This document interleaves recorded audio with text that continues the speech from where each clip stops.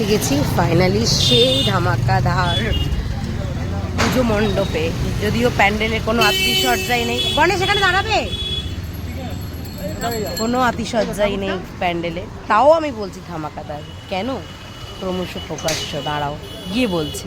এরা প্যান্ডেলে অত চাকচাকি করে না, কিন্তু এদের প্রধান এবং মূল আকর্ষণ হচ্ছে মা।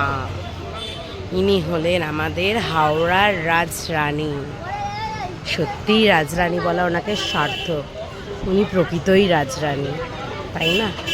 ওনার চোখ, ওনার রূপ, ওনার অলংকার ওনাকে রাজরানী প্রমাণ করে যুগ যুগ ধরে। উনি আমাদের হাওড়ার রাজরানী যুগ যুগ ধরে হয়ে আছেন।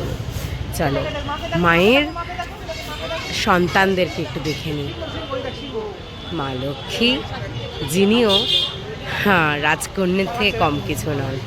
আর গুরুদাদা, উনি তো অবশ্যই রাজপুত্র, এবং আরও এক রাজকন্যা রাজপুত্র আছে তো অবশ্যই। দেখো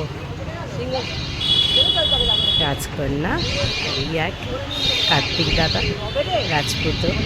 তবে মানতেই হবে প্রত্যেকের শাড়ির যা রং আর যা কালার কম্বিনেশন বেনারসির, মানে অভূতপূর্ব, যাকে বলে সিম্পলি অভূতপূর্ব, তাই না?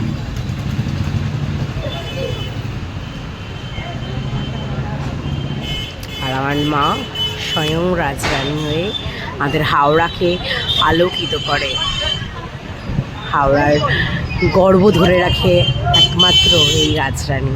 তাই জন্যই তোমাদের বললাম, এটাই হলো আমাদের সবচেয়ে বড় জাঁকজমকপূর্ণ পুজো মণ্ডপ। আমরা তো প্যান্ডেল হপিং করি সেটা নেশায়, কিন্তু আসল তো আসা এনার উদ্দেশ্যেই না। তো ইনি সুন্দর হলে জগৎ সুন্দর, উনি শান্ত থাকলে জগৎ শান্ত, উনি রুদ্র হলে জগৎ রুদ্র। কি বলো তোমরা? তো চলো যাওয়া যাক আমাদের পরবর্তী গন্তব্যে। যদিও মাকে ছেড়ে যাওয়ার ইচ্ছা কখনোই হয় না, মনে করে ঘন্টার পর ঘন্টা অপেক্ষা করি, তবুও তো যেতে হবেই, তাই না? আবার কিছুদিন পর দশমীতে বাবাকে একবার নিয়ে আসতে হবে, কারণ বাবা মাকে কখনো দেখেনি, বাবার ভালো লাগবে, তাই না?